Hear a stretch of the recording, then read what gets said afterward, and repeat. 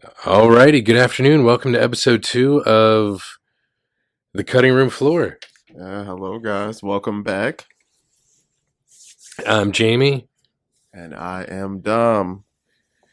This week we're going to try to be more focused, and by we, I do mean me. Dom, Both of us. Dom gave me some homework again, and we're going to talk this week about Alfred Hitchcock. We are. But we won't jump right into it. So first, you watch anything else interesting this week? Me? Yeah. I believe it or not, the most interesting thing I watched this week was the new trailer for The Flash. Like I know, I did like it. I know a lot of people are talking about it, and there was also a Japanese version, which is kind of great because there's different footage in it, and every once in a while, there's just some guy randomly yelling things in Japanese. I guess he's like reading what it says in English, but in Japanese. So then at the end, he's like, "Oh, Flasha!" Like for the Flash, and I'm like, "What just happened?" Yeah. But it's great. It's great in so many different ways. It's fantastic. And I hate to say it, but like all these people, I've been watching a lot of the reviews from the people that were there at the Cinecon where they premiered it, and everyone is actually praising Ezra Miller. Dude, he's good. He is good, but a lot of people judge him based on his private life. Yeah, but I'm like, the work is there. Yeah, his acting ability has always been, from what I've seen him in, from Royal Pains to Perks of Being a Wallflower. You see, we need to talk about Kevin. Actually, I never did. Ooh, that's the shit. That's a good one. But the one thing, I don't remember if I said this last week or I was just talking randomly to people. The one thing I hate about cancel culture is it's biased. Yeah. So like, and it's usually what people do in their personal lives that they have affecting their professional life. Like that people want to affect their professional life. So like if people in power, like political power, I hate to get political, but obviously there have been a lot of iffy things about politicians over the past few years, but they still have their jobs. So why are we going after like celebrities? Yeah, you know what? That is a really good point. That is. And that being said, Michael Keaton looks fantastic also. Hey, he's been the man, man. He's been the man. Ever since I want to say 89 because of Batman, but Beetlejuice was a year before that. I was like, Beetlejuice really was hard. And even look at Mr. Mom. Did you ever see Mr. Mom? I actually never saw Mr. Mom. I've always wanted to. Yeah, I gotta watch that soon. I think was what, like 83, maybe 84. So it's like earlier. It's right after I think The Night Shift, one of Ron Howard's first films. Yay, Ronnie Howard that he starred in. But yeah, he and Johnny Dangerously, which obviously was more Joe Piscopo than Michael Keaton. Michael Keaton was the man. Yeah. The trailer looked good. I'm excited for it. It should be a good time. And I'm glad they decided to stick it out and release it because I just think it would have been such a waste. They knew what they had on their hands. Yeah. Yeah. And that's what it looks like. And that's what people have been saying. It's like, believe the hype is like, I think the most common thread through what I've heard about it. And the hype being from like James Gunn or David Zaslav, the head of Warner Brothers Discovery, which of course they have to promote it because they work for them or own the company. But it's when you hear other people saying the same thing, it makes you hopeful. Because I was like, it's a little more comforting. Yes. Because I've loved The Flash. Honestly, I'm older, as I remember saying last week, older than Dom, I should say. And I remember the 1990 Flash TV show, which was the first real thing after Batman 89 that you had as far as like superhero stuff goes, that sort of was in that same vein. And ever since then, I've been reading the comics and whatever, and like I'm just super excited because the Flash comically, well, not comedically, but comic book wise, is a great character and an important character to comic books generally. Because he saved comics, but that might be a discussion for a different day. Yeah, we'll talk about that when we review The Flash. Yes, that'll be a good one. This week, every Wednesday night, I usually dive into a couple things. So I went ahead and I got off work a little early yesterday, and I went and saw Beau is Afraid, Mm. the new Ari Aster film with Joaquin Phoenix. Wow, how was that? It was an experience. It was 3 hours long. Oof. It didn't need to be that long. We could have trimmed it down. I did enjoy it, but I will say I like some of his other films more. But I will say this: the first act is great. It's funny as hell. It's fresh. It's different. And Joaquin, he killed this role. With a lesser actor, this movie could have really failed, but he did a great job. I was very impressed with what he pulled out. And his body transformation, he put some weight on for it. He looks interesting. But there's some polarizing stuff in this film. You're gonna see some stuff that you've never seen in a film before. But I will say this: there's a like a stop motion kind of like green screen animation scene they do in Act Two, and it's like 20 minutes long, but it's really cool and real trippy and interesting. Something different I haven't seen in a while. So I did like that. The endings, I could really see it upsetting people, but overall, I did like it. If I feel like I need to watch it again because it's definitely one that requires another viewing because I felt like I caught a lot of stuff, but I feel like there's a lot of stuff I probably didn't catch too. So I'll give a better review when I see it again. But as it stands, if I was gonna give it a letter grade, I would give it a B. I've seen the posters for it, but I didn't see any trailers for it. And in the poster, it almost looked like Joaquin was like all the different characters. Yeah. So actually, the kid is actually an actor that just looks a lot like him. It's Okay. not deep fake or anything like that. Yeah. But all the other ones are just versions of him in makeup, I'm pretty sure. Okay. But yes, you see him in different stages of life. Oh, is that what telling that the is? story. Okay. Kinda. It's about he's kind of suffering from trauma from his childhood, and he's getting therapy for this, and he's supposed to go visit his mother, who is the source of this trauma, and he's afraid of everything, like everything, and it's really funny and interesting. But it's really about his journey to a discovery of something he needs to do, which I won't say because that'll ruin the film. So, just based on that, what popped into my head was Polka Dot Man from the Suicide Squad. Oh, Right? Yeah, because his mom is, Yeah. I guess he had some trauma. Yeah. It's so funny when he's seeing her all giant, and then the different versions of her in the club. That's funny as hell too. Yeah. It's, I mean, that probably has nothing to do with Beau is Afraid.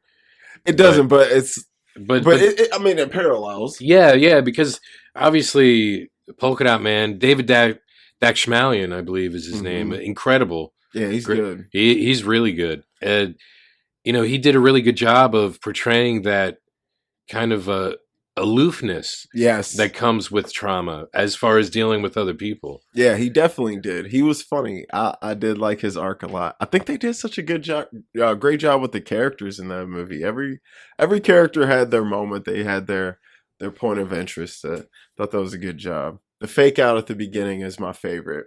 Oh, yeah. It's so funny. That was a good one. But I also watched a couple others. Oh, what else? Yeah. So I watched Passive Glory. Ah, Stanley Kubrick. wow. Great film. Is that early Kubrick? Early 50s. Wow. Man, what a movie. All I can say is I'm glad we don't live in the era of the draft anymore. Mm. that movie it was, yeah, it had me feeling some kind of way, but it was good. It was really good. It was excellent.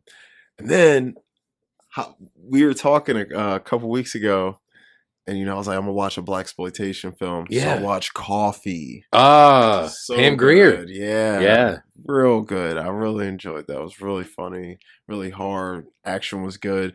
Pam Grier looks great, man. She's some nice things to look at in the movie. Yeah. It's a lot of it. Yes. So it was Yes. fun. I had a lot of fun with that. There is another one I watched, but I'm not gonna talk about it now. I'm gonna wait for our streaming recommendation. because that's what I'm gonna recommend. But I did watch a old anime movie, uh, Hayao Miyazaki's first feature length. It's the Lupin the Third, the Castle of Caligristo. It Mm. was very, very good, fun, and silly. Rescue the princess anime story, but it was real fun. If you like anime movies, you'd like it. So, but yeah, so we'll get into the what this episode's about. So, my one of my favorite directors is Alfred.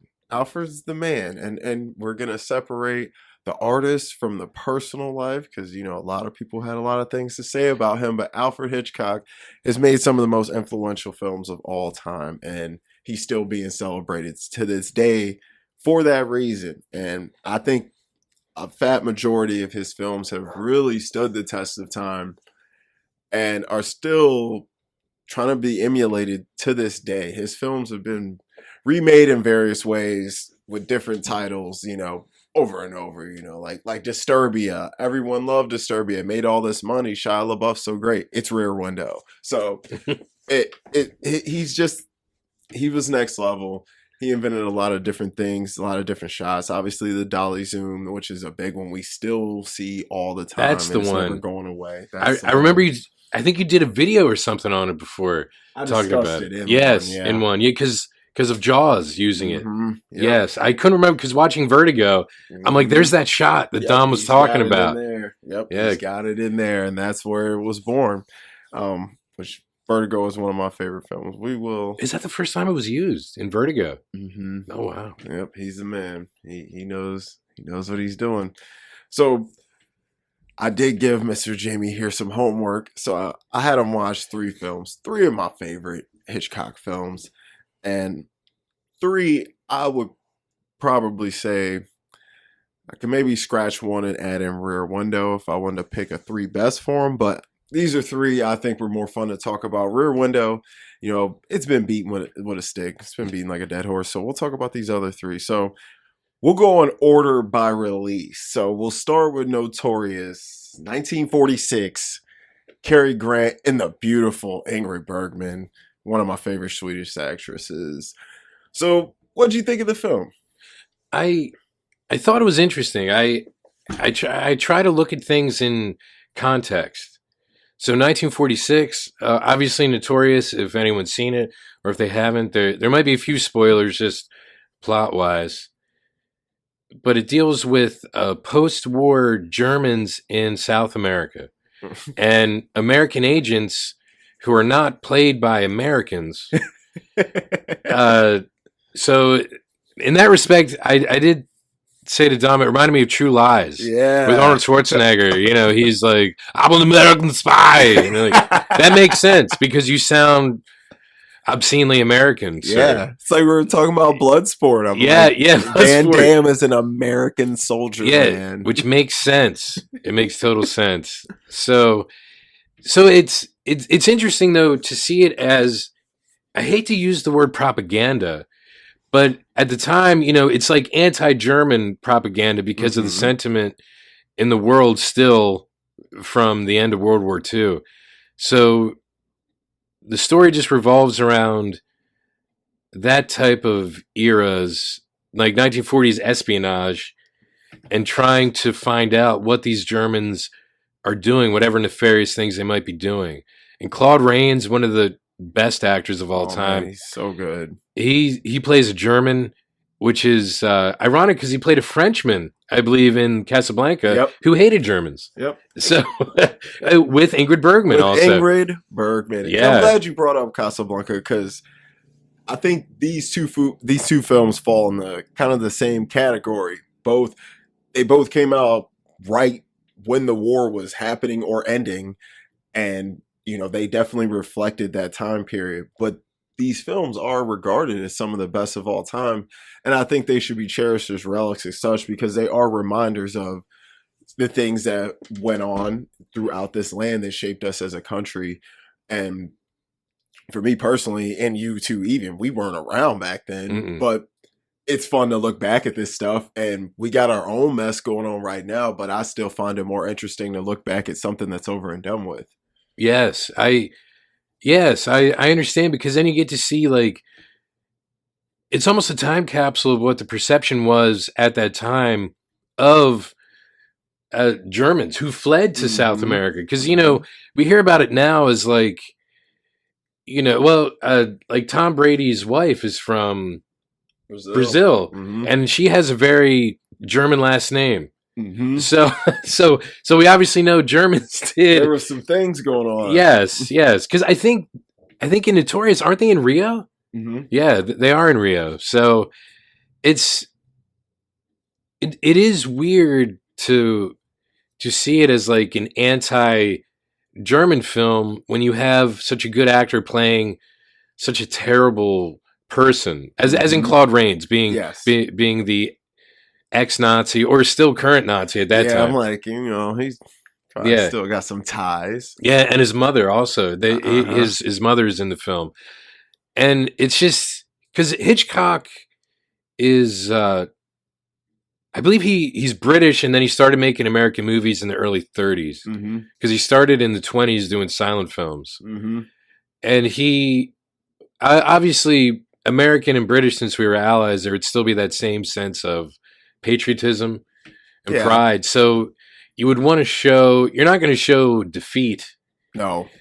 but I noticed like at least in these three films, there's this weird trend of uh, romance. Yeah. And I realize that Psycho is one of the films, so I'll talk about that a little more when I get to it because you wouldn't think of Psycho as really a romance Well, there's film. there's lots of romance Th- in Psycho. there is, Some and we don't maybe want to think about. yeah, But yeah, there's.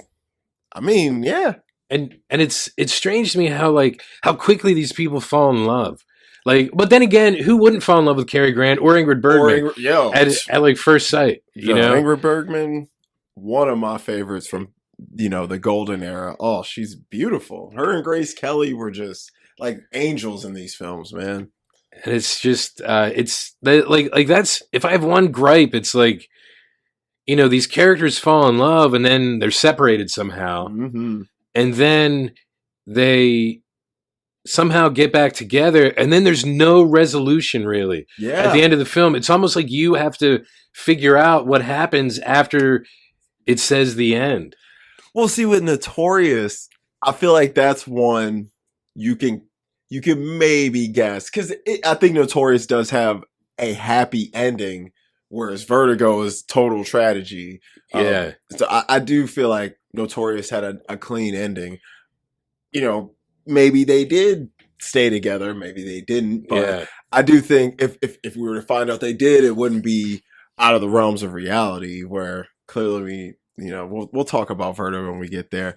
But I'm glad you brought up the romance aspect because there is Hitchcock. Most of his films have some either romance is going to play a big part in the film, or there's definitely some underlying romance that motivates the character's actions.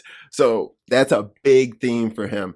And me, I've always enjoyed films with a romance aspect because it is such a big part of life.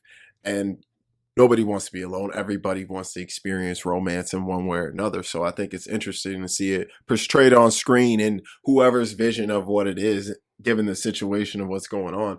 So in Notorious, you got these people who maybe shouldn't trust each other and that yes, are very different. And, Cary Grant's extremely hesitant at first and, he doesn't really want anything to do with her. But then, of course, quickly, like we see in these older films, especially the classic Hollywood films, the romances, they blossom like that. They'll meet yes, on yes, Monday and by Friday they're already thinking about getting married. So yeah, that's kind of how it goes. So yeah, yes, in this film it does progress quickly, but you got them working together to do a job too, which has that fun kind of James Bond thing going yes, on, it that whole does. aspect of it.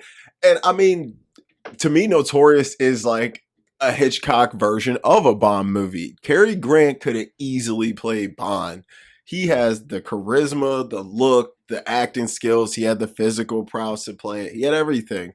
So I do think he was like, I'm going to take Carrie G. I'm going to take one of the hottest actresses in the game. and make my version of a fun spy film, and I'm going to incorporate what's happening in the world. So I think it gave everybody something. And 46, that was a huge film for Mhm. what it did, not money wise or anything like that, but game changing for the time it came out. It's a taboo subject if you think about it. Yeah. And the romances that I noticed in these films are kind of taboo in a lot of ways, because in Notorious, she ends up marrying Claude Rains' character, Sebastian, Mm-hmm. Alexander Sebastian. And Cary Grant is still in love with her. She's still in love with him. Mm-hmm. So there's this extramarital affair aspect Yeah. to it. And then that gives it that extra layer of tension because, now they're sneaking around and, he's always around the corner. And especially, when they're in the cellar messing with the glass bottles and stuff, that's so intense. And that intensity in the movie, I think just, kicks it up a notch, and it keeps you really engaged. And, it's something nice to add to it that just keeps it from being boring, because you got a couple different things all going on at once, but nothing overpowers the other. Hitchcock balances the different themes and subject matters in his films very well to all paint the overall picture. I think he does that. I won't say better than anyone, but he's definitely one of the masters of it, and I think he laid down a big blueprint on how to. You're right, because he's great with tension. Mm-hmm. And that's, he's the master of suspense. Yeah, because and it's the music. It's the music. Scores are insane. It's the filmmaking. It's the way the actors move. I read that he was so involved with the storyboarding and the screenwriting process that he never had a script on set, because he already had it in his head. Like he already had the whole thing memorized, but he had it in his head what the final shots were going to be like. Mm-hmm. And he would never look through the viewfinder, even though there were like publicity photos of him doing that. He never did that way. If the studio head wanted him to like have a shot from a different angle, he's like, we only did one shot. That's all we had. That's all we did. Smart. So because he wanted it the way that he envisioned it, at the whole way, like building from the ground up. And I noticed, I don't know about Notorious, but at least with Vertigo and Psycho, they were both based on books. Mm-hmm. And it got me thinking, because he's British, and even though at this point he's in the American film system, mm-hmm. I was thinking of Kubrick, since you mentioned Kubrick. He's a man. Because as far as I know, almost everything Kubrick directed was a book that he adapted. Yeah, he was major on adapting books. And now I'm thinking about it. I'm like, so was he like influenced by Hitchcock in that way? I was wondering. I mean, I don't know. I'm just kind of throwing that out there. I mean, with Kubrick, I feel like Kubrick was almost like Tarantino in a way. I read something, I see something, and just get heavy inspiration. Okay. And I mean, I'm not sure. Maybe he did look at Hitchcock. I do believe that I read somewhere that Kubrick was a fan. So maybe he did look at Hitchcock and say, maybe this is the way to do it. I'll be smart and adapt things that people already love, so I don't have to worry about possibly writing a terrible screenplay that people hate. And then they're looking at you as a writer like, well, you can't write. Nah, I'm just adapting books. Yeah. But I think Kubrick adapted some of the most impossible things. I feel like how you adapt 2001 is insane. Clockwork, The Shining, and I mean, of course, with The Shining, he changed the hell out of it. But he did a little bit with Clockwork too. Yeah. But I think I like what he did for a film. I think it was necessary. I know with 2001, he worked closely with Arthur C. Clarke. So that wouldn't have deviated, I believe, as much because of that. But I think with that book, you gotta stay pretty true to the source material, because you don't want to mess something like that up, because when you're dealing with space and people, people start bringing up the accuracy of what's being said and things like that. If you're going to adapt something like that, I don't think you can go too off the rails. Yeah. But 2001 is just, the second act of 2001 is just some of the best stuff in cinema, some of the best. So I got to take my hat off to him. But Hitchcock, though, I always think it's smart to adapt if you can. Some people, writing's not easy, and to think of stuff that's creative and that doesn't feel stale is it's difficult to do. So I think Hitchcock was smart in adapting some of the stuff he did. And I feel like almost every single great director has adapted at least two or three, even though a lot of them write their own stuff. I think almost everyone's adapted something. Maybe not Tarantino. I think he has written most of his stuff. But even PTA, like There Will Be Blood, that's loosely adapted from the book Oil. So Yeah, and everyone Jaws. does it. Jaws, Yeah, The it's Color insane. Purple. Color Purple. Spielberg adapted a lot of Yeah, crazy stuff. It still blows my mind he did The Color I know Purple, man. yeah, like that's one of the most shocking revelations I think at the end of a beginning credits in any Yeah, film. you're like, wait, what? Yeah. You're like, Spiel? I see you. I mean, he did hit a dramatic streak at that point because what's The Color Purple? 88? 85. 85. It was right after Temple of Doom. So Oh, he yeah. usually does like a popcorn flick, Hmm. and then like a serious film. Because think about like Schindler's List and Jurassic Park.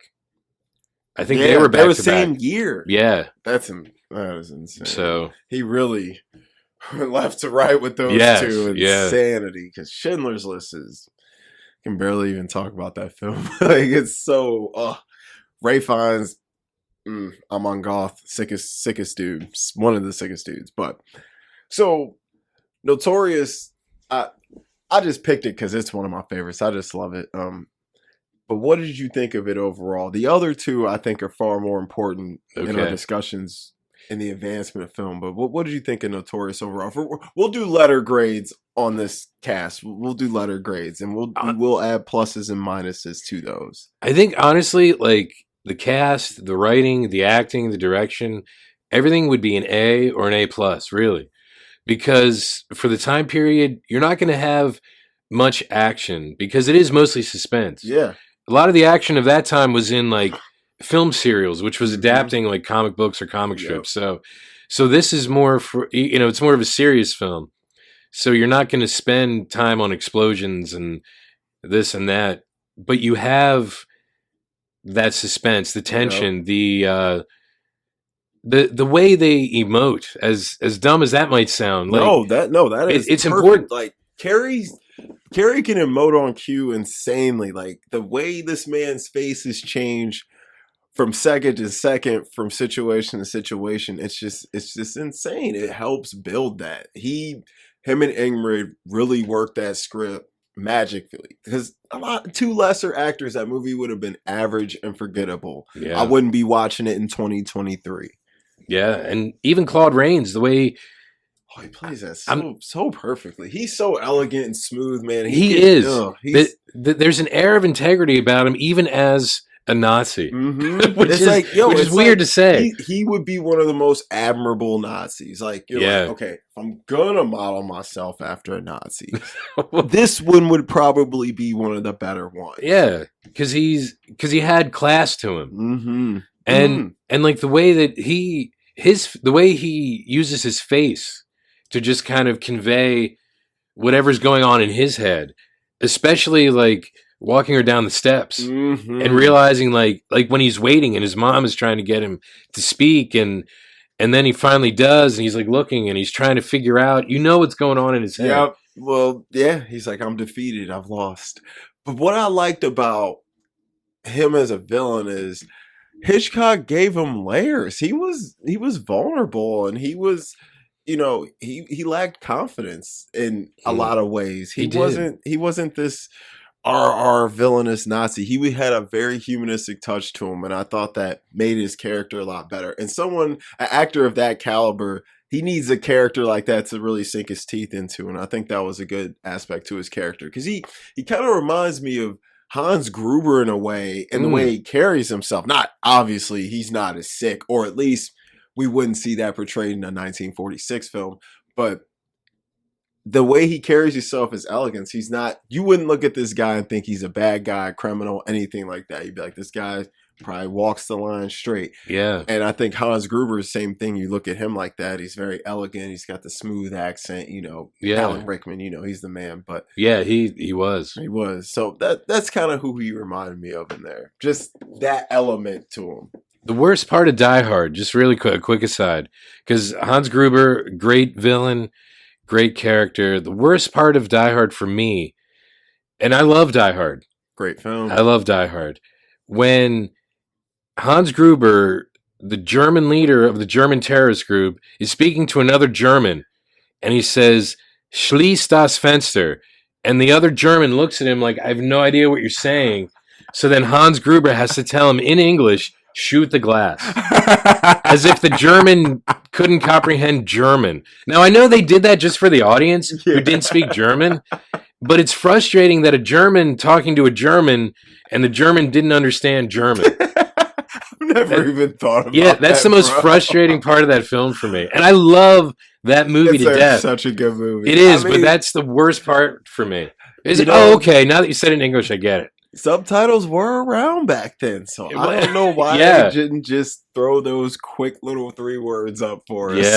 Yeah. It just, to this day, it just irks me to my soul. Like, in case anyone can't read in this audience, just we're gonna make sure they know everything that's going on in this film. Yeah, because he just looks at him like, "Huh? What are you saying?" His crew sucked. I don't care what anyone says. That's true. That's very true. Dude, you let Bruce Willis, who's like 5'10", like 165, dude had no frame to him, just run you down. He's crawling through vents and outsmarting you at every turn. It's like 10 of you and 1 of him. The guy from Moonlighting beat them. Yeah, from Moonlighting. The guy from Blind Date. Do you remember Blind Date? I don't. Kim Basinger, Bruce Willis, John Larroquette. It was his first film before Die Hard. Wow. Because, I know the studio was kind of like, Bruce. But I guess, who directed McTiernan? John McTiernan.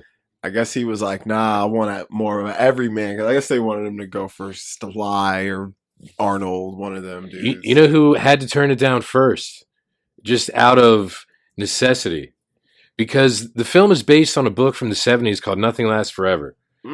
Which was about an old detective named Joe Leland going to visit his daughter at Nakatomi Plaza, and then terrorists are there. Okay, so they reworked it a little bit, but it was a sequel to a book called The Detective by Roderick Thorpe. Roderick Thorpe also wrote the sequel. It was made into a film in 1968 called The Detective, starring Frank Sinatra. Wow. So they had to offer it to Frank Sinatra first. Wow. And he had to say no because it was a sequel to The Detective. Bro, how old was Frank? Too old. Frank was probably on his way out, man. Yeah. I'm like, no way. But, they had to, and so Die Hard is technically a sequel to The Detective. Wait, just imagine. Frank Sinatra easily had to be like 60 to 70 at that time. Yeah. So imagine him crawling through a vent. Yes. Come out to the coast. We'll get together. Have a few laughs. Yippee-ki-yay. Yippee-ki-yay, motherfucker. That's what he would say. Yeah, I could not picture Sinatra delivering them lines. Hey there, buddy. Yippee-ki-yay. Yeah, like, come on. I just couldn't imagine it. But yeah, believe it or not, because it was a sequel to The Detective and he played Joe Leland in the movie, they... I guess contractually had to offer it to him first. I guess so. Yeah. Sinatra was good. I liked him in The Manchurian Candidate. That was a good throwback one. And even the original Ocean's 11 wasn't bad for what it was. Yeah. For his time, it was decent, but Soderbergh kicked that up. Oh, he did. That's a discussion for another day, because Soderbergh is another one who's in a category all by himself, I think. Yeah, bro. Guess what I watched the other night? A classic, Aaron Brockovich. Totally forgot he did that. Just really quick about Soderbergh. 88 to like 2001, he had so many great films. It might have been 2001 to 2002, because 98. Out of Sight, incredible. Yep. 99 was The Limey with Terrence Stamp, amazing. I never saw that. The Limey, Terrence Stamp and Luis Guzman. Oh wow! And it's the same story as Payback. Okay, that Mel Gibson movie, and Point Blank, with Lee Marvin back in the 60s. It's the same basic film, only the guy is British, so he's called The Limey. The Limey and Aaron Brockovich, I believe, the same year. And then, like, Traffic, and I think Ocean's 11 in the same year. Yeah. Dude, and it's like, what are you doing? Like, at least 5 great films in, like, 3 years. Dude, I'm like, he had to have the drug Bradley Cooper had in Limitless, bro. Like, I'm like, how do you, in that amount of time, it's just insane. And making J-Lo a great actress and out of sight. Yeah, he pulled that out of her. Bringing George Clooney. He started her career acting pretty much, right? I believe he did, yeah. And like, because I think she did Selena before that. Yo, yeah. But I mean, it was about a musician, and she had done dancing and music, I think, before that. She essentially played herself with somebody else's name. Yeah, yeah. So, and then you had George Clooney after the debacle of Batman and Robin actually being fantastic. Dude, George Clooney isn't why Batman and Robin is bad, though. That's true. You're right. He's a good Batman. It's not, in my opinion, when I saw that when I was a kid, it was great, you know? Yeah, yeah. When I was 7, 6, I don't know. So, of course, that's going to appeal to a kid, but it was awesome when I was a kid. So, like, I have a nostalgic view for that film. So, I don't dog it like everyone else does, you know, but the bat nipples are weird. But bats have nipples. They have to. They got to have nipples. You got to feed the young. Yeah, it's true. So, but, I mean, George Clooney, though, one film like that, I don't think could break his star. Dude was too handsome, too smooth, and was killing every role. Yeah. I mean, from when I saw him from Dusk Till Dawn, I was like, this is the dude. That was even before Batman and Robin. I think that was his first feature. I think it might have. No. No, what was first? Attack of the Killer Tomatoes Part 2. Oh my God. Did he star in that? I think, or co-star. Oh, God. Yeah, that's like early Clooney. He probably wants to erase that one. Probably. Like James Cameron, he'll never be able to erase Piranha 2, but he would love to. He's like, The Terminator is my first movie. Yeah, that's it. Mm-hmm. Yeah. But this is what happens, guys. Yeah, so sorry. I apologize. It's okay. This is how it goes. So let's talk about. Oh wait. So what was your grade on Notorious? Your final grade? Oh, believe it or not, everything. I would actually say an A. All right. If not an A plus, like maybe an A overall, but at least like for the acting and the cast was amazing. So an A plus for the cast, and then an A for everything else, like direction, music, score for sure. Yeah, everything. Yeah, I would also give that an A. You know, great film. All right, let's talk about Vertigo. 1958? Yes. Starring Jimmy Stewart and Kim Novak, who looks stunning in this movie. You're right, Jimmy Stewart does look stunning. Yo, look at him, man. Handsome devil. You know, he talks like that. Yeah. I'm a handsome guy. I'm agoraphobic. I got fair heights. Like, what? Especially if you ever watched The Man Who Shot Liberty Valance, that is one of my favorite Jimmy Stewart performances. He's so Jimmy Stewart in that movie. It's great. But Kim Novak, that green dress. Oh yeah. My Lord. When I first saw that movie, got excited. But that film is one of my favorites all time. If I was making a top 10 favorites list, that film would probably fall somewhere around the 5-6 area, maybe. Wow. I really do love that film. That's one of the ones I saw a little bit later, and it really made me really want to dive even more into films. That film is great. I love everything about it. I even love the slow burning start to it, the weirdness, the confusion, the kind of what's going on. The element of mystery in it is just great. There's a great suspenseful element to it as well.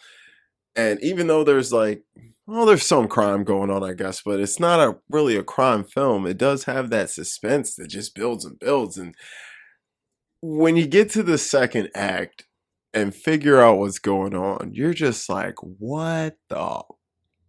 If you haven't seen Vertigo, I would highly, highly suggest it. It is one of the greatest ever made. So why don't you tell us what you thought about it? Well, a couple things. I felt bad for his friend, the woman who was the designer. Oh, the one who was doing the painting. Yeah. Yeah, she loved him, man. She was in love with him, and he was like, I don't care. I got to feel high. Yeah. And she's like, what does that have to do? We were engaged for a couple weeks at one point. You even said it, And he's like, I'm very violent. Because it's okay. So the film starts off, he almost falls off a roof jumping with another cop, and he's holding on to the gutter. Which is one of the best choreographed action scenes ever. Yeah. No, it looks pretty bad. and then the other cop stops because I guess he's just an investigator. What was he, or a lawyer? I mean, I forget because they said he's a lawyer at one point, and then it seemed like he was a cop. I think he was a cop, and once that happened, I think he's like, I'm an investigator now. Yeah. So another cop stops on the roof to help him, and he falls, and he watches him fall to his death, and it triggers this vertigo and this fear of heights that he didn't know he had until he realized that he could die. Yeah, which I think everyone would get. Situation. Yeah, yeah. So then the story goes from there, and an old friend from college asks him to investigate his wife because he thinks she's possessed.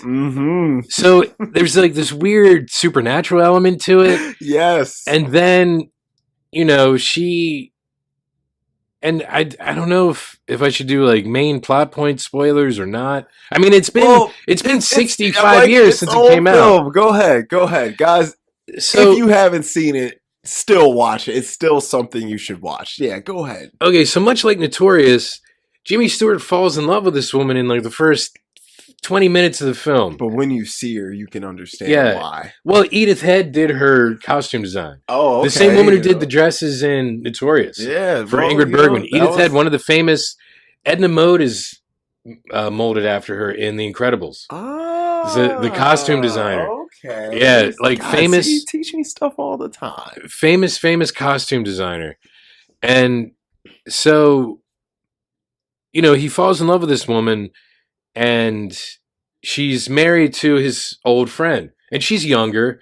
And that's what the old friend is worried about. He's worried about her. Her mother died when she was 26, and she's 26. And he thinks she's possessed by the ghosts of one of her ancestors who went crazy. And there's this whole backstory to early California, I guess. Yeah. And so he saves her from drowning at one point, and then... falls in love with her after he sees her naked, I assume, because he takes her clothes off. Let me say this. The film sets you up to really buy into this possession thing. It does, yes. Like, when you first watch it, it definitely sets you up to buy into this. She's possessed. Something's wrong with her. She's off. And then after he mentioned the scene where he saves her from drowning, after he gets her back to his apartment, the way she's acting, you're like, something's off with this chick. Yeah. But I mean, he pulled out that water. Listen, when you see the film, you're gonna understand why he was interested. Yeah. But he does, as he mentioned, falls very quickly. And I mean, he was a lonely guy. He's older. This is a very good-looking younger chick, interesting, and she's showing interest back. So that is true. That would prompt someone to definitely develop feelings quicker. And like Notorious, she's married. She's married. She's married. She's married. So Hitchcock loves a little extramarital affair. So he's in love with her. She says she's in love with him, but obviously she's married to his friend, and he's trying to do all these things. And he finds out more about the history of the person who she's supposed to be possessed by. Like, this woman that, like, a grave that she visits, and this painting of the woman, and the necklace she wore, and all these different things. And he finds out that it's like her great grandmother. Yep. And so, like, the story is coming together. Like, this could be plausible, this possession. Yes. So he takes her to, I think, like an old mission. Because it's in California. So it's like an old Spanish mission. Kind of like a convent, because there are nuns there. Yeah, and there's horses and stuff like that. Yeah. Yeah, so it's kind of like a ranch. Yeah, it's like a ranch mission. I mean, there is a church there. So it's like a ranch mission deal. There's horses and churches. I don't know. And so she climbs the bell tower, and, his vertigo is affecting him, so he can't go after her. And then he watches her like jump and scream and die. Yeah, yeah. And that's the So first that's hour. the first hour. So you're already, yes, like, so the film is setting you up and really doing a great job of making you think one thing, because it is not at all what you think is going on. And I think, let's not spoil the rest of it I won't. for them, because I think we gave them a good intro. If Yeah. they haven't seen it, they're probably The second half is him dealing with this loss of this woman who he was so in love with. That's Yes. actually the last half of the That's movie. the last half. And I think, for me personally, it's the most powerful half and what grabbed me, because it really shows you how deep love can actually go to the point of an obsession where it's unhealthy. Yeah. And this character, I cannot tell you what happens, but this character, his actions are undoing him, and Yeah. he's becoming undone quickly. And as the viewer, you're gonna feel uncomfortable with some of the things he's doing and saying to a certain character, because when I first watched the film, I was drinking some alcohol, so I was I was already feeling a little bit, I was more invested than normal, so I was like real into this, and I'm like, oh my lord, this man he is going off the deep end. And then, like, I actually paused the film and sat and thought about what his mind could be going through given the situation he's in, because we won't tell him, but what he discovers, it's like that would mess with you. Yeah. That would mess with you and make you dealing with this trauma so much harder than it already was. Yeah. Because the love they did develop in that first half, it did feel real by the time the tragedy happens. But in all of this, she is exhibiting very, very strange behavior. So I think he should have really saw this coming. And I think he thought, like a lot of us men do, we're ego driven. I can change her. I can fix her. I can make her love me. And he realized that wasn't the case. And so the second half really shows the psyche of a man who's been broken in pretty much every kind of way you can break a man when he's in a relationship. Yeah.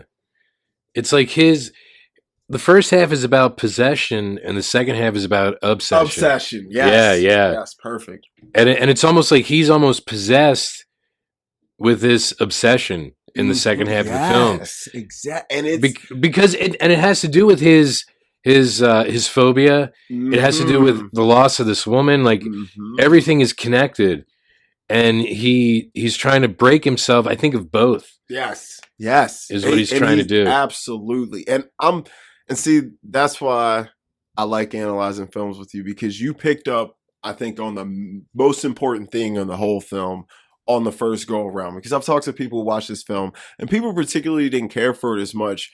When I discussed it with them, they didn't seem to understand what the story was about. They were so infatuated with why it ended the way it did. And I'm like, you're not looking at the bigger picture. It had to end that way. Yeah. I'm like, and once you realize what it is, and like you said, he has to break himself of both of these things, which he does. Yes. But it feels so tragic. But in the long run, it's going to be better for him, because everything he thought was built off something it wasn't. Yeah, it was all built on a lie. Yeah. So that's not healthy for him. It was not healthy for him. Even though he was happy in the moment, it wasn't healthy for him. So I'm glad you picked up on the major themes of that. But in this second act, the way Hitchcock plays with colors, dream sequences, the score and the tension building is just some of the most masterful stuff you can get in filmmaking that you wouldn't have. This film influenced so many filmmakers. You would, if you go through and look up some of your favorite directors, favorite movies or directors, guarantee you'll see Vertigo a few times. I believe it's the trifecta. It's the costume design, very excellent costume, very the detail and everything, because like in the second act, there's a scene where costume is very Yes, important in yes. building a certain narrative. And Yeah. the way that's played out, just, oh, yeah, go ahead. My bad. So it's like you have Edith Head doing the costumes, Bernard Herrmann doing the score, Mm-hmm. and you have Alfred Hitchcock directing it all, and the fact that it is in color. Because obviously he chose to do Psycho 2 years later in black and white. Mm-hmm. Very specific reasons, too. So it's like all these things. You're right. The color is important in this film, and it almost shows. In a way, that one scene that I'm thinking of, it's almost psychedelic. The dream scene. Yeah. Mm-hmm. Very psychedelic. Yeah. It felt like a drug trip. Yeah, it did. And that wouldn't work in black and white. It would not work in black and white. Not at all. Obviously, the color green is very, very prevalent in the film. It is, yes. That's all that's important into building. And the way the lighting plays off of certain things are put in certain shadows and lights, and some things are highlighted and low lighting, and that all builds to the suspense. Like there's an element of mystery over a certain character in the second half, and a lot of times you see her in shadowy light in certain areas, and it makes you wonder until the big reveal is revealed, and you're like, whoa, and everyone else is like, whoa, that color super important. Masterful. So now that you pointed out that green is a very important color in this film, I realize because he's going after the wife of his friend, is it because he's jealous? Envy, yes. Yes, that's what I took away from it. Yeah, yeah. He was envious of the a green-eyed lot monster. Yeah, and I think the one thing he envied the most was the fact that he couldn't do something that your common man couldn't do, and he couldn't simply get up to that tower. Yeah, he couldn't save her. Guys, you gotta watch this if you haven't seen it. You have to.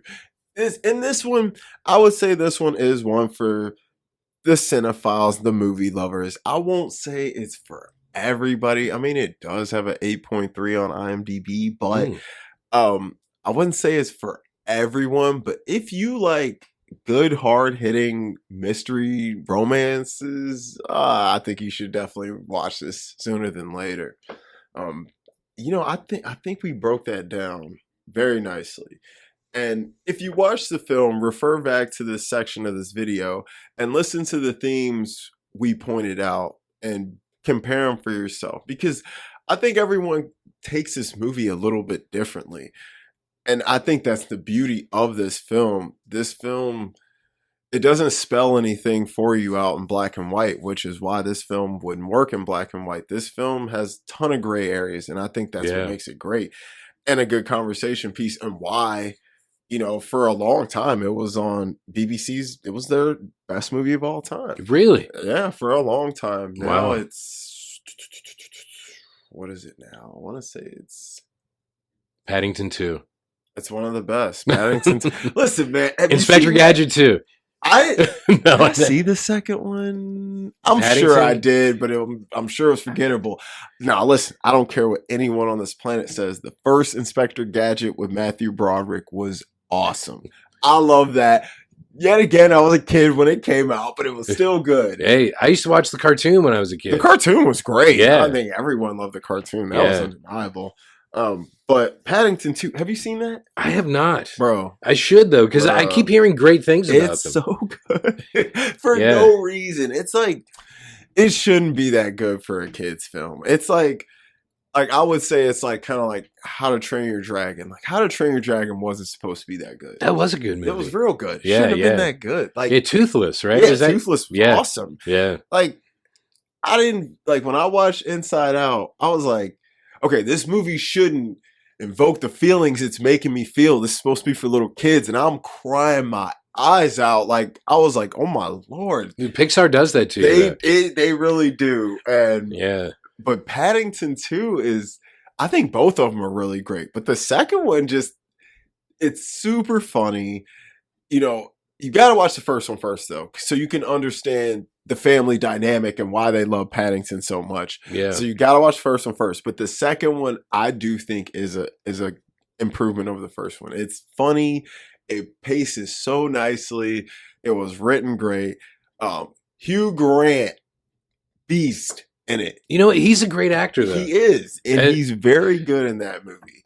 in And I spite think, of whatever he's done in the yeah, past. yeah, you know, like, I mean, look, we can forgive Robert Downey Jr. for his past. right? I mean, he's super forgiving. Yeah. As far as I'm concerned, he's been an angel his whole life. Well, look, it never affected his acting, though. It really didn't. I probably made it better. Yeah, actually, I think it did. Yeah. It probably made it better. So, but yeah, Paddington 2 is a great film. You should, might have to. I will check that out. Yeah.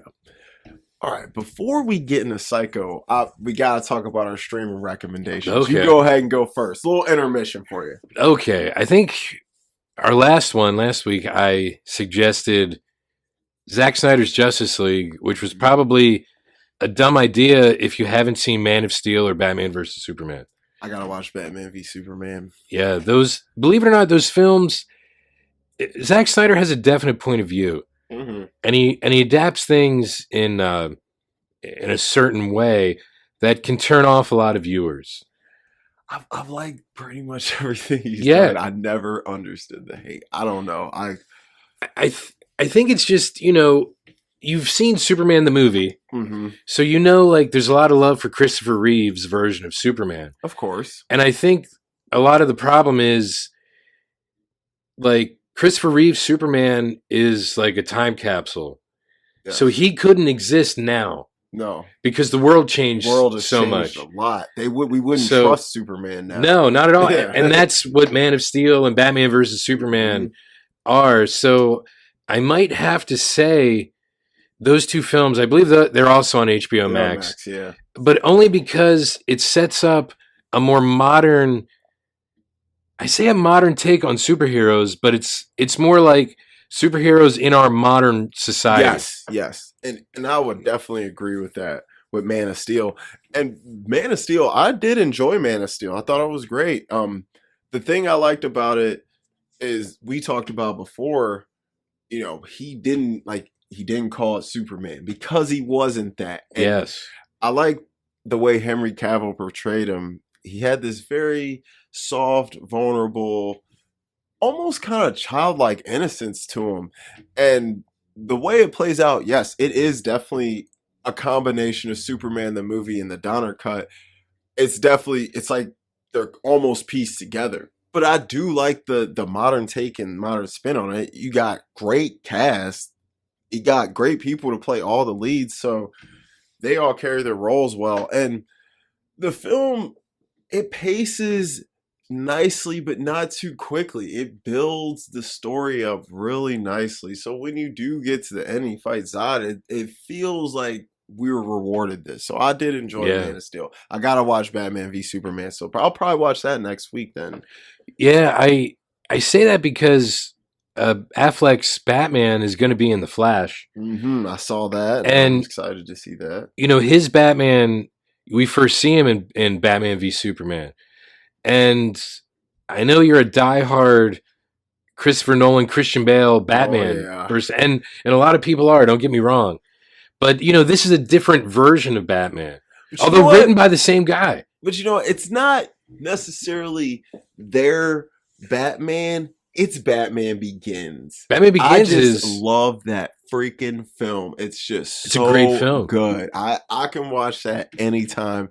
Christian Bale is my dude. I love that dude. I think he played that version of Batman and Bruce Wayne to perfection. It was the first time we saw what went into becoming Batman. In live action. In live action, yes. In live action. Because I've been waiting for that. Yes. And it's like, it's been beaten with a dead horse in the animated films and comics and all that, but no one's ever adapted to the screen so nicely. And Nolan put that touch on it that it can't be denied. He did what I believe Donner set out to do with Superman the movie. And as ridiculous as it sounds, the Richard Donner, the director of Superman the movie, his mantra was like verisimilitude, like making the fantastic seem real. Yes. And so that's what Christopher Nolan did. He's like, how do we ground this in reality, even though it's a fantasy that, a billionaire philanthropist would want to actually fight crime. Yeah. But he made it plausible. He did. And, I think you hit it on the head. It felt very grounded in reality. It felt like this could actually happen around you. Bruce Wayne feels like a regular dude you might meet. Yeah, he's rich, got a ton of gadgets, but Bruce Wayne feels like a guy you might see with 5 security guards walking down the street in New York City. Gotham, sorry. Yeah. But it was originally New York. I don't think it was Gotham at first in the comics. I figured Gotham was modeled after New York. Yeah. I mean, look how shitty it looks. Hey. Man, dude, Gotham is one of the bleakest places you'd ever live. Like, I wouldn't want to spend more than an hour there. Only at night, because during the day, it's just too depressing. The nightlife seems like it might be fun if you're a drug addict or a criminal. Yeah, that's true. That's true. And look, the Nolan films influenced what became known as the Arrowverse. Like Arrow, the TV show about Green Arrow, like that whole, at least the first maybe 2 seasons, have a real Batman Begins, Dark Knight Rises feel to them, as far as how the stakes in each film were like someone going after this guy, and the way to hit him is to do something to his city, because he loved his city so much that he, that's what he fought for. He didn't care about himself as much as he did the city and helping make things better for other people. Yeah. I mean, Nolan I think he laid a hard blueprint on what to do for the future of the hero genre. And most superhero films now are like, you have to take his 3 Batman films out of mention. Like, I saw a thing about The Flash. Like, if you take out Nolan's Batman films, this is one of the best superhero films ever, like The Flash. That's what one of the critics said. But you have to take Nolan's films out of contention, because obviously, his trilogy is probably the best. It's definitely the best hero trilogy. Yes. Easy. Especially Bruce Wayne's arc through all 3 of them. Oh, absolutely. It builds so nicely. Because, like, what other trilogy would even come close as a hero? Captain America, maybe? Well, the original Star Wars, maybe for Luke Skywalker. Yeah, you're calling Luke. Oh, absolutely. Yeah, because he's definitely a hero. Thing. Yeah, that might be the only one. Thing.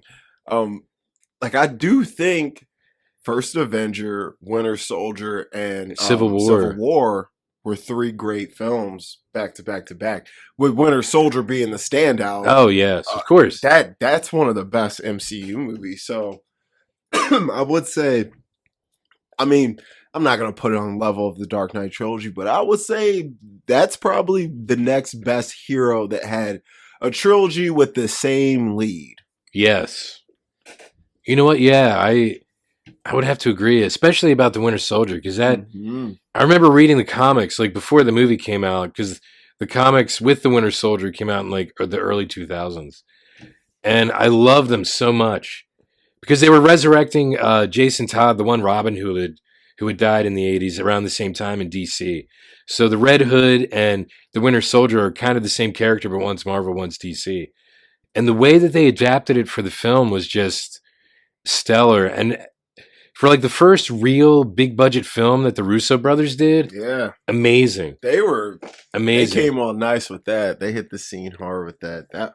I was blown away by the Winter Soldier. I was like, man, I was like, Chris Evans, bro. Oh my God, something, bro. I've grown to like him quite a bit. When he and I almost said the Scarlet Witch. It's terrible. When the Black Widow, when he and the Black Widow are like hiding out, and he puts on the glasses, and I'm like, this is a perfect Superman movie right there, right? Dude, this is my disguise. I'm putting glasses on. Yep. I think he played, honestly, outside of Tony Stark and. Excuse me. That's all right. Outside of Tony Stark and Iron Man, I think he might be the best MCU portrayal. Maybe. Because I do think Chris is good as Thor. Yeah. But man, when Steve's on the screen, man, he commands, he leads, and he's very convincing. I think Chris Evans, he's got that look, he's got the voice, he got that down. He really does. He plays that leader, militant type guy very well. Yeah. Like even like watching Snowpiercer, he Oh, plays yeah. that role so well. I was really impressed with him because he took his acting to a darker place in that film. I really appreciate what he did in that movie. All right, I'll give you guys my extreme recommendation. Yeah, it's Man of Steel and Batman vs Superman. Yes, HBO Max. Guys, yes, HBO Max. Mine is also on HBO Max. Totally different type of film.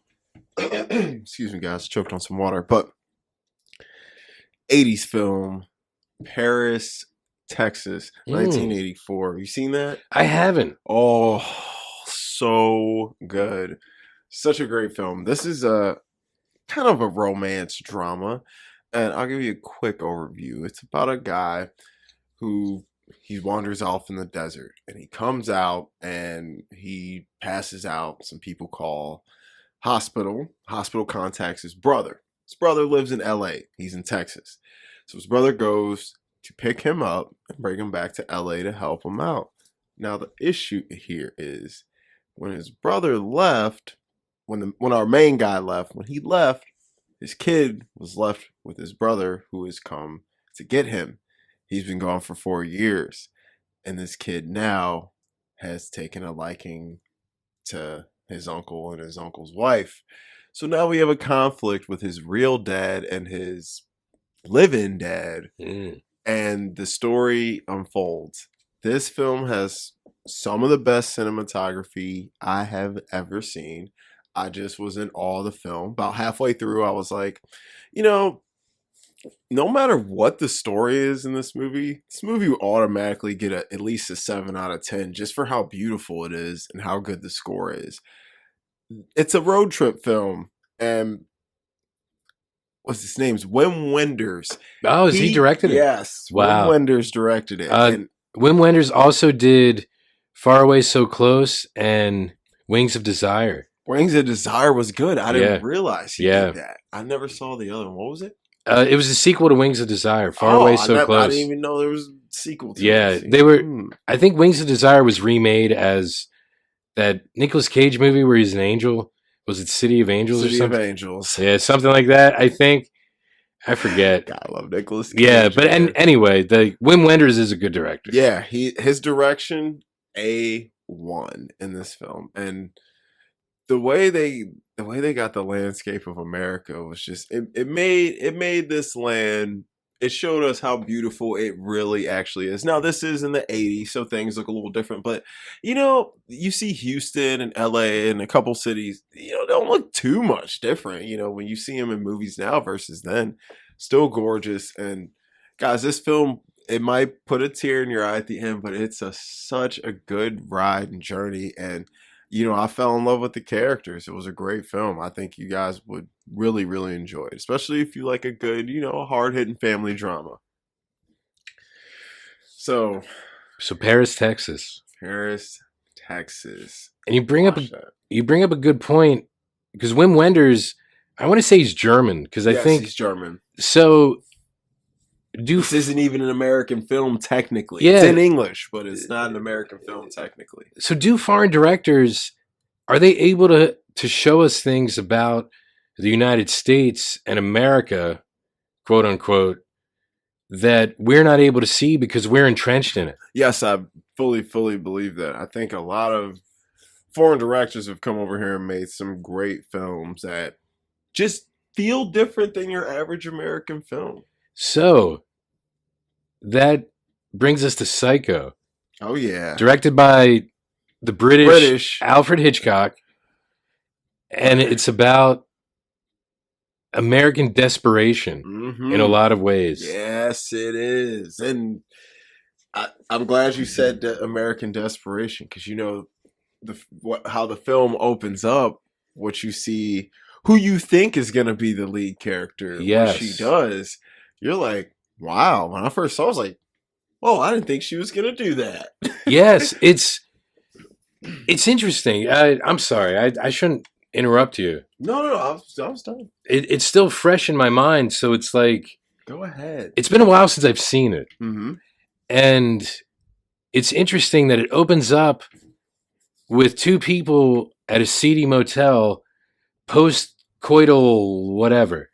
Because even though it's not mentioned, you know that they just finished whatever they were doing, which it was taboo. There's a lot of taboos in Hitchcock films. Dude, and honestly, it's just the films of that time.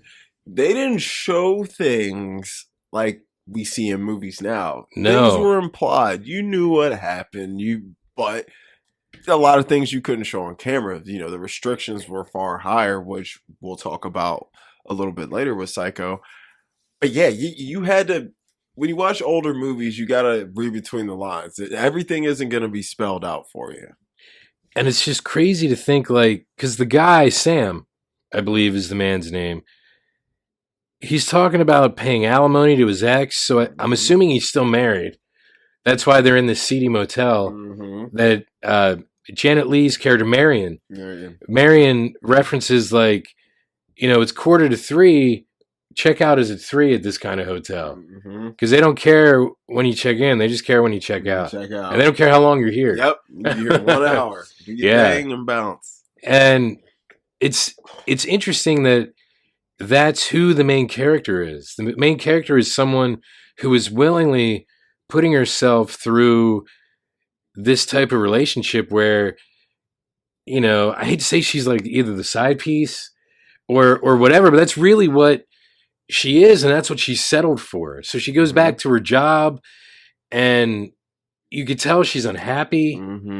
And, you know, this blowhard comes in, like talking about all, like a jerk. Yeah, and talking about all this money and all these things, and she's just like, you know, essentially like, this is bullshit. F you. She gives him a big F you. Yeah. And that's what we'll say in case you haven't seen the film. Now, Psycho, any cinephile out there, if you haven't seen Psycho, I don't know what you're doing, but yeah, we'll call it a big F you. And you know, and if you've seen the film, you know what that F you is.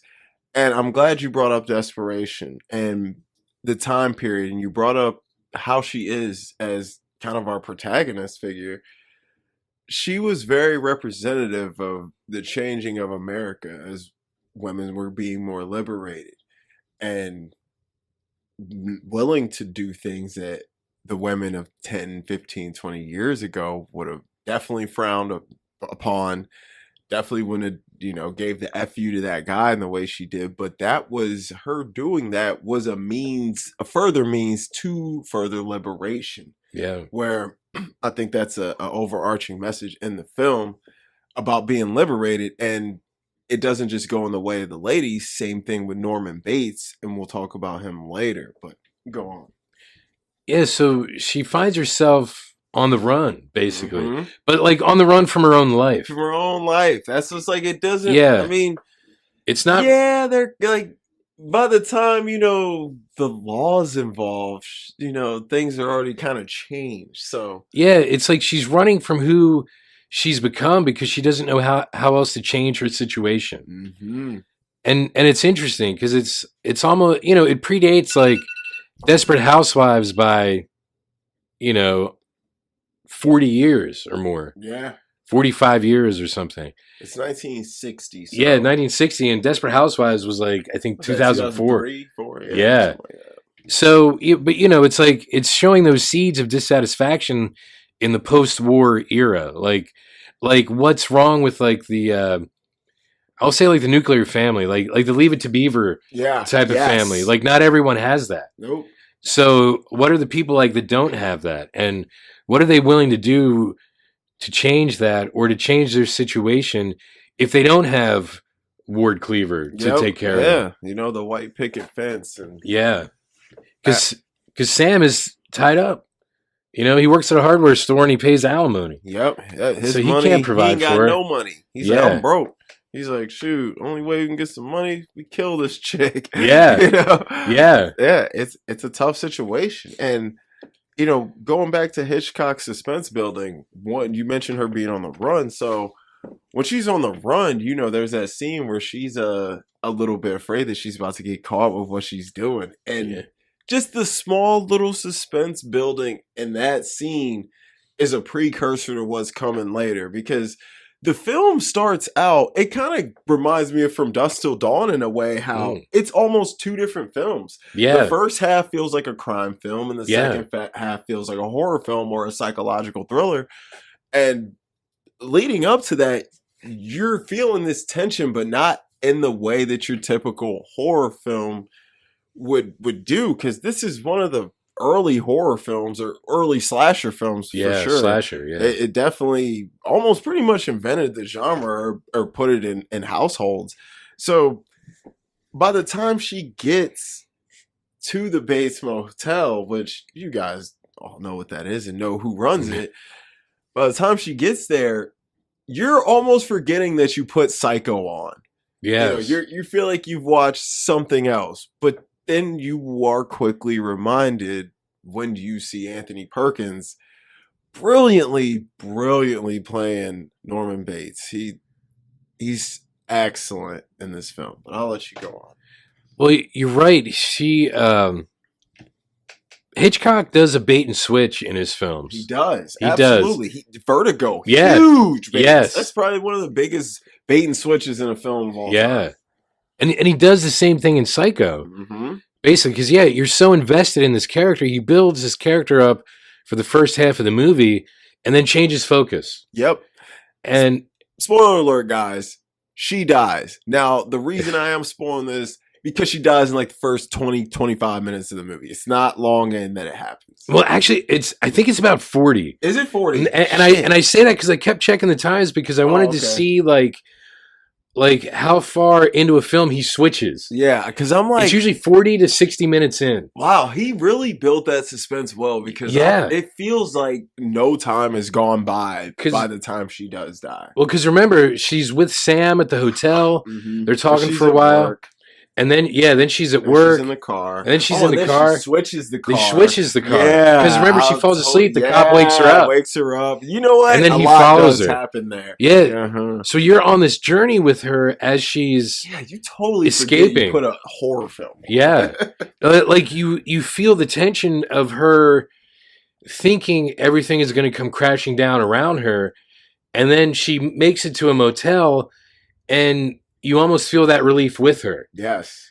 And, she talks to Norman, and he eats with him. He feels like a nice guy. Yeah. He feels like this is a safe guy. He's a lonely introvert. He's just happy to serve you as a guest in the hotel. Yeah. And, Norman, he displays this childlike innocence to his character. And I think, obviously, if you've seen the film, you know why he is the way he is. Yeah. And Anthony Perkins, I think he played this role a little too well, because I feel like he got typecasted after this. I think he did. I feel like he never got to, because I would have loved to see him as a hero type, or, someone to get behind in a film, because I think this guy had incredible talent. But what he does in, the Marion, it's like, it's just insane, to think about it, even with all the stuff we've seen that's come out that's just gory, gross, crazy. Just the way Hitchcock works that camera in that shower scene, bro, it makes your heart beat. You're like, oh my God, dude. And the blood is chocolate, which is another reason it's in black and white, because back then, we didn't have this kind of stuff in films. Yeah. Which is why What Happened to Baby Jane was originally rated X. Really? Because how violent it was. Wow. And Hitchcock was like, obviously I'm not doing that. So chocolate for the blood. You get the first toilet flush ever on camera. Yeah. When she's ripping up the paper. Yeah. First toilet flush on camera. And then, wow. Even though it's chocolate, it's in black and white, you still know what it's supposed to represent, and it doesn't take away from the suspense and how screwed up this situation is that you're watching. You know what scene I love? Right after she grabs the shower curtain, falls down, and then it's showing the water going down the drain. Oh, it's one of the best. And then it goes to her eye, the the pupil of her eye and how dead it is. Yep. I know that sounds weird to say, but it's a great transition. No, it's considered super iconic. You aren't weird for bringing that up at all. This is that was one of the first things I noticed about that scene. I was like, what this man chose to put on screen to show us is just it's crazy. It's to think of. It's just nuts how this holds up so well after all these years. After we have all these effects, we can make stuff look so real now. And I take the practical effects in Psycho over the CGI in Morbius. So how dare you? How dare I? I know I can't. How dare you? It is my favorite film of all time, but I can't. But still, it doesn't mean that the visual effects weren't there. But I think that's a testament to the times too. Filmmakers had to work with what they had, and had to make, a lot from a little. People did so much stuff back in the day they would never do now. In order to, they've CGI it. We got this fake whatever, fake this that. It's amazing what he did. But go on, I'm done. Oh yeah, I just I find it interesting because that's the point where the story changes from like a crime thriller to, I guess it is more of like a suspense horror, because it's then her boyfriend, her sister, and an investigator for her boss, I believe, trying to figure out what happened to her, because she used a different name at the Bates Motel. And I did notice that what set off Norman when he's talking to her, she says her last name, Crane, and he checks the ledger and she wrote a different name.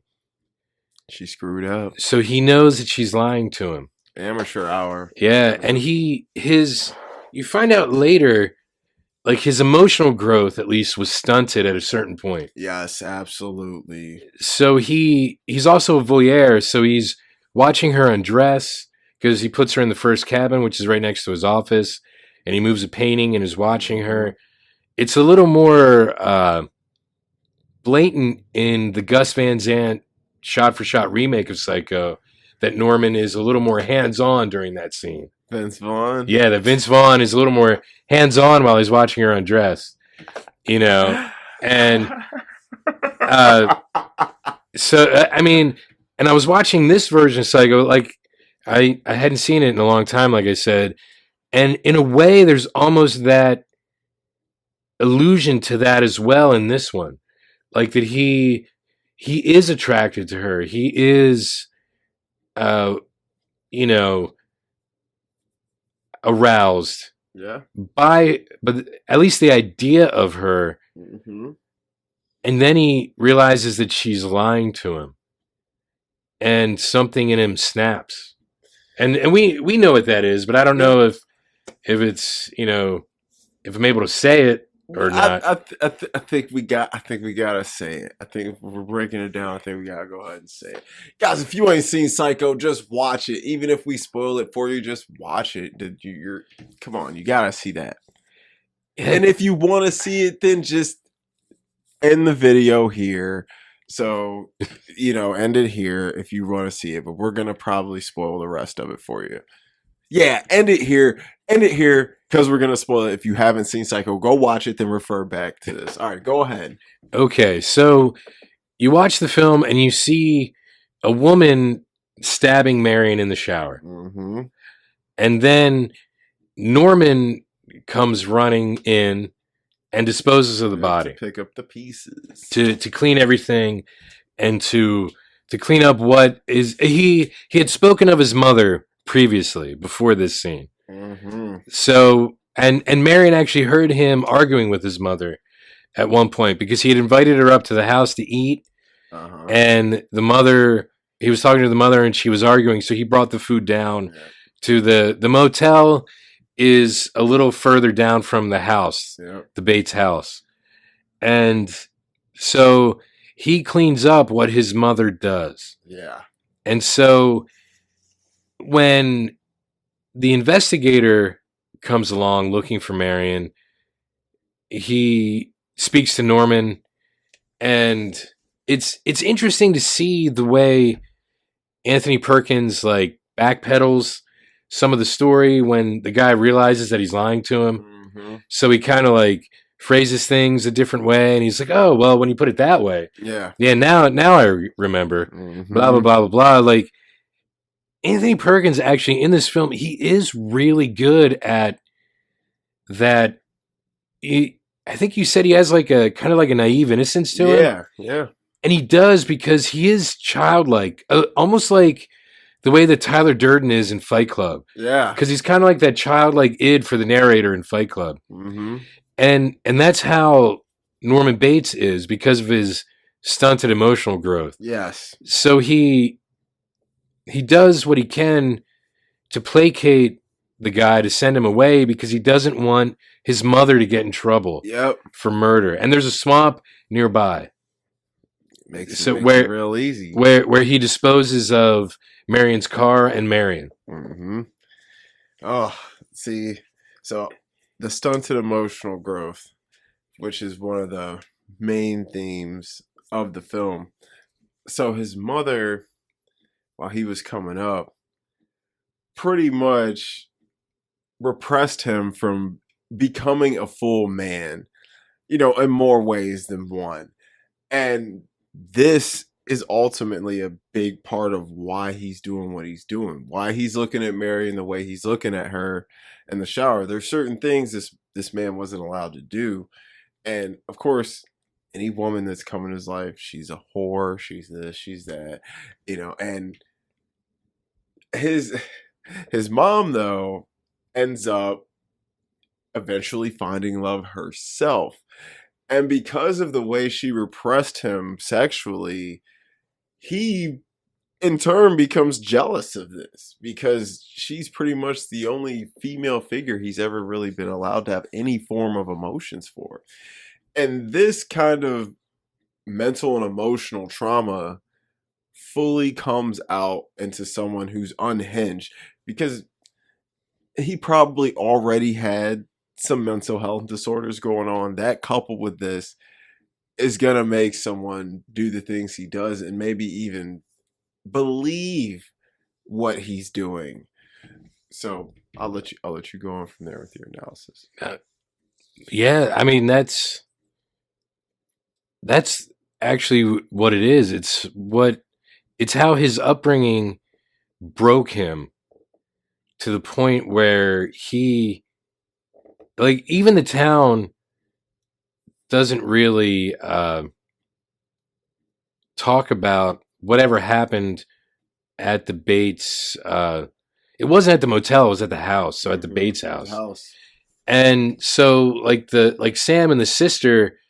Okay, so the investigator leaves, and then he goes back to talk to the mother, because Norman had spoken to the investigator about his mother. Mm-hmm. And when the investigator goes into the house, the mother was like, "Well, I'll take a stab at it." Yeah, literally. Because the investigator's at the top of the steps. It's a really crazy scene, mm-hmm. And she like stabs him across the face, and he falls down the steps, mm-hmm. And then she jumps on him and just keeps stabbing him. Yep. So once again, Norman is called upon to dispose of a body. Yep. Once again. And as he's disposing of this body, I believe Sam and the sister, Marion's sister, show up. Yep. And they want to get a room because they decide to go and investigate themselves because they haven't heard from the investigator. They haven't heard from him, and they, the sister is super like, bro, something is wrong here. Yes. And I mean, they both feel it, but I think that's another thing. Intuition. It's when something's off. So, yes. And so, they do their investigation, and they find out basically that the sister finds the mother, the preserved corpse of the mother, mm-hmm. And Norman comes running in dressed as the mother, wielding a knife. And looking crazy. Crazy. And then Sam saves the sister by stopping Norman, and then Norman writhes around and the wig falls off and the dress starts to come off, coming undone. And so then it goes to the police station where the police, that they have a psychologist there basically giving your assessment. Yeah, he's giving an assessment. And that's really, I think, the crux of the film is like the last 5 minutes where the guy is talking about how, Norman actually killed his mom and the man she had married. Yep. He found them in bed together and killed them. Mm-hmm. And so he took on her personality. So it was like a split personality thing. Mm-hmm. So he literally thought the mother was killing these people. He had no idea there was a disconnect. I'm like, he actually was a psychopath in that way, because it wasn't like, oh, I'm just going to use my mom as a cover. No, he really felt that. He played these two personas. Yes. They were both living inside his mind. I mean, he literally had a conversation with his mother. Yes. And his mother told him, you're not bringing that whore up to this house. Yeah. And he believed that and was upset genuinely. Yes. He's like, Mom, this is my shot at some tail. I mean, that's essentially what it was. And he's like, bro, she's blocking heavy. Yeah. That's what it was. And she was, yeah. She was. And well, he was, but yeah. And he didn't know how to handle it because of, like you said, that repression, that sexual repression. She never let him grow up. She sheltered him. She treated him like a baby his whole life. So he had a childlike mindset even as an adult. He was a kid pretending to be an adult. Yes. That's what he was. He had the maturity of probably a 14 or 15-year-old, Yeah. Even though he's probably supposed to be like 25, 26, yeah. Maybe, easily. So the only thing he was stuffing was birds.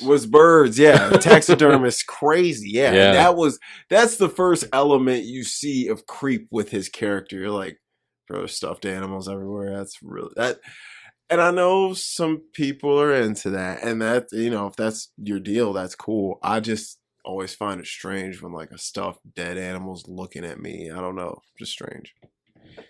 Yes. Like we don't stuff our loved ones and keep them in the house. Like, so I don't know. Unless they're dogs or cats. Some people do that. Yeah. I'll bury them. Yeah.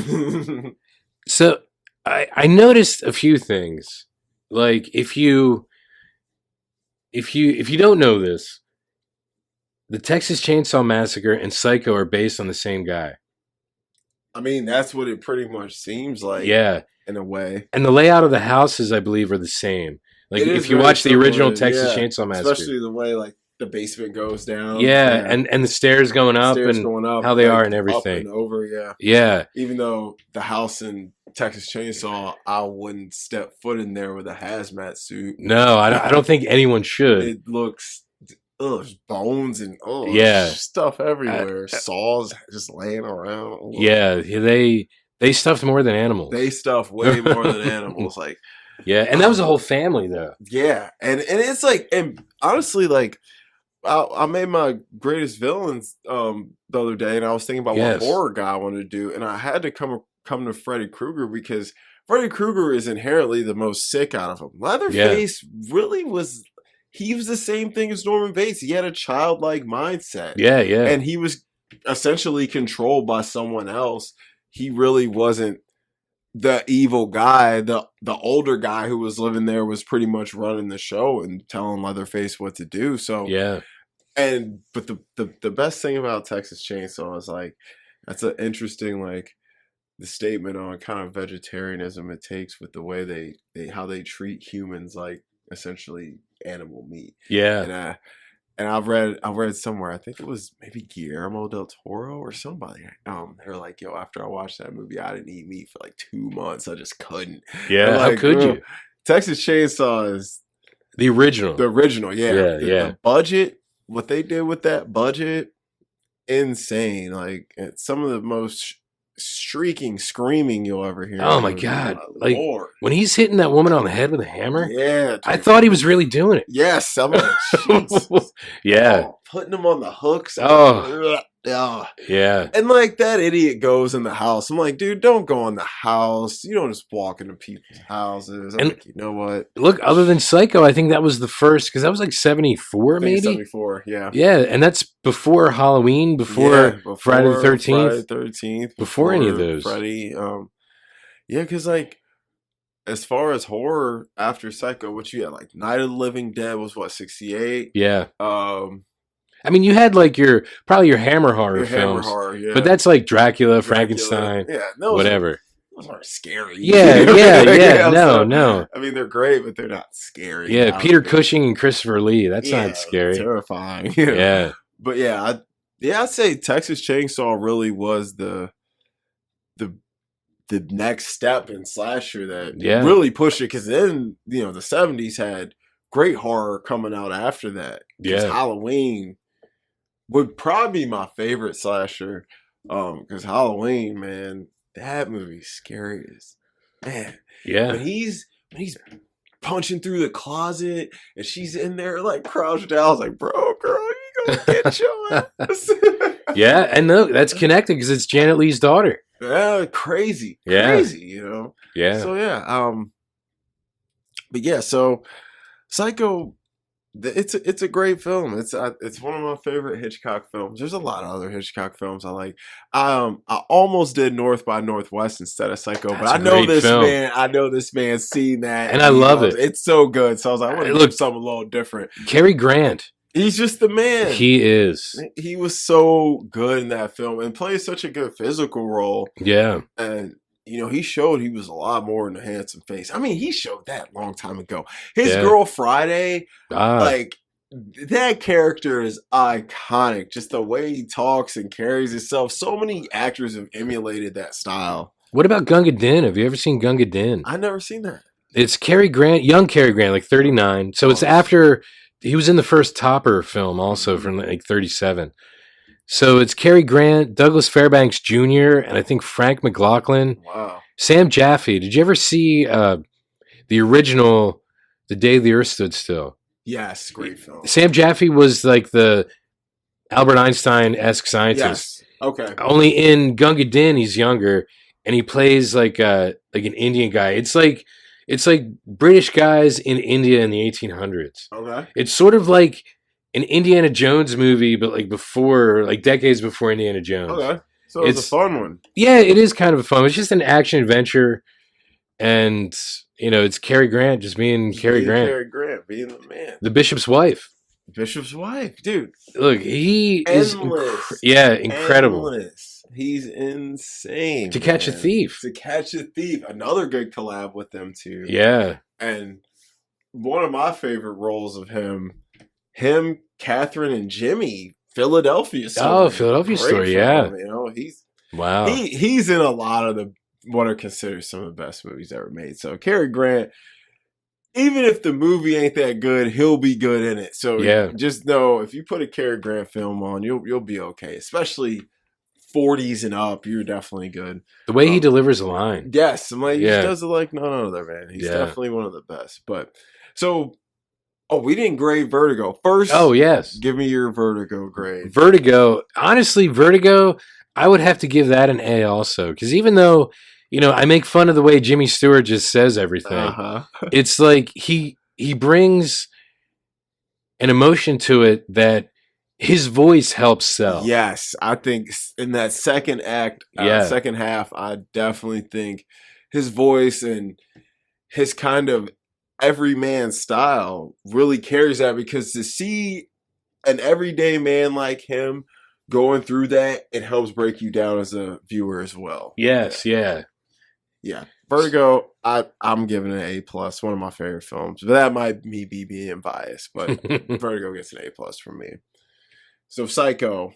Letter grade on Psycho. God, believe it or not, just because it did innovate so many things. And one thing I was thinking about, because what is it, a dolly zoom? Is that? Mm-hmm.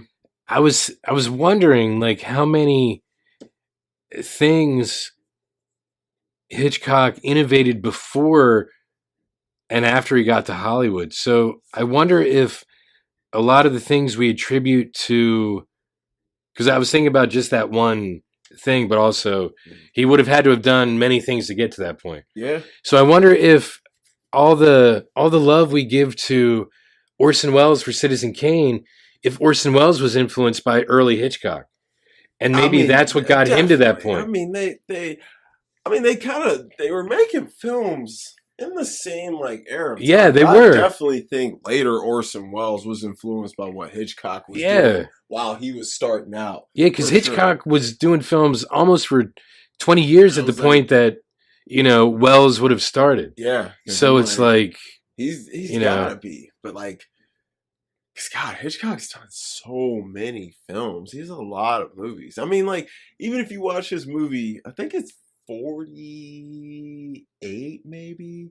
Rope. Jimmy Stewart. Yeah. Dude, like, it almost looks like one continuous shot the way he did it. Very, very little cuts.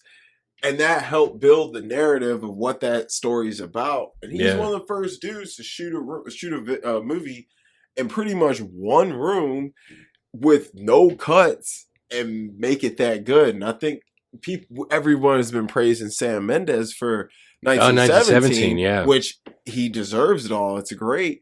But I mean, Hitchcock did a cutless film back in the day and did it with way less visual effects to help aid it and push it along like 1917 has. Because like, yes, it's got the one shot thing going on, but there's so much happening around. You're just like, holy hell, I don't even know where to look. So, but so I mean, and that's a good point. Like a lot of he does do long, lingering takes, and there's nothing wrong with it. Like, because you feel like you're more invested in it because you're right there with them. Yes, you get locked in. That film I was talking about earlier, Paris, Texas. Yeah, like the last scene, bro. It feels like 8-9 straight minutes of just one shot going, but it works. Like if directors can do that and they work, I'm all for it. Well, I know more recently, like Daredevil, when it was on Netflix, it's now on Disney Plus. Mm-hmm. In the first season, I forget which episode, maybe the second one or third, there's like this really long fight scene that's just one scene. It's like no cuts, it's that's like awesome. Him going through a hallway beating the hell out of people. And then in the second season, it's the same thing, only going down, I think, a stairwell. Ooh. It's I gotta go ahead and watch that. Daredevil was great. I gotta watch that in The Flash. The Flash, definitely. There's just so much hero content, bro. The hero content is... You get fatigued. It's almost endless. Yeah. Like, it's almost endless. So, because I try and mix it up and throw all kinds of stuff in there. Like, dude, yesterday I watched Beau is Afraid, which Beau is Afraid actually has a lot of the same themes as Psycho. Oh, really? It's sexual repression, mostly. Okay. Mother issue. Yeah. Actually, now I think about it, they're very similar films, but as far as the themes go, not what you're seeing, but what it's about. But I mean, I watched Beau is Afraid, which I would call a black comedy thriller. I did Past the Glory, a war film from the 50s. I did Coffee, a blaxploitation film from the 70s. I did Paris, Texas, 80s drama romance film. And then I watched an anime movie from the late 70s. So I'm all over the place. I can't stay in one pool too long or my fingers will get too wrinkled. Yeah, I've been trying to watch. Actually, Psycho. I'm sorry, Psycho. Yeah, that's cute. It would have to be an A, just because of it was actually trend setting. Because I think after that, because of let's say like the toilet flush, the glimpses of skin, like not really nudity, but glimpses of skin, like you'd never really seen before, and the way it pushed the boundaries, and I believe moved filmmaking forward. I would say it, and that's not even the direction, the music. Bernard Herrmann again. Yeah. Oh my God! And the acting, everything in it is perfect because at that point, I think Hitchcock was like a well-oiled machine. Yeah, pretty much. So he could just shit out something fantastic. Yeah, he would just plug and play. If the script was good, it was going to be good. Yeah, kind of like Clint Eastwood right now. Yeah. Like Clint Eastwood could probably do anything and it would be great just because he's so good at what he does, and he always works with the same people, so they know how to work with How to him work to with get him, quality. Because a lot of people do have an issue with Clint. They're like, he's very like, let's move. He don't one take. They say he's a little harder to work for, and I do think that's why it's the same guys. I mean, Morgan's like, I just eat his style up. He's my boy. I've known him forever, so it's natural I'm gonna be in a lot of his movies. I'm easy to work with him. It makes things go smoother. Yeah. And I think Hilary Swank said she really had a good time working with him too. So, yeah. I mean, some people take to that style and some don't. Bradley Cooper really liked it. I like that style. But then other actors were like, nah, I can't get down with it, man. I need that first take or two to, get my feet wet. So it probably stretches you to, be better. Yes. So, and some people like you just said, need probably a few takes to get into what the character is actually feeling. Mm-hmm. And I think that's where you got to talk to your director before you even start shooting to understand what this character is supposed to think and how they're supposed to feel and act. Like, you got to understand your character and when you're playing a role. And I think when people understand the assignment, whether the actor is great or not, the performance is going to be better. Yes. Yeah. So, guys, I know that we probably capture your attention far too long if we have.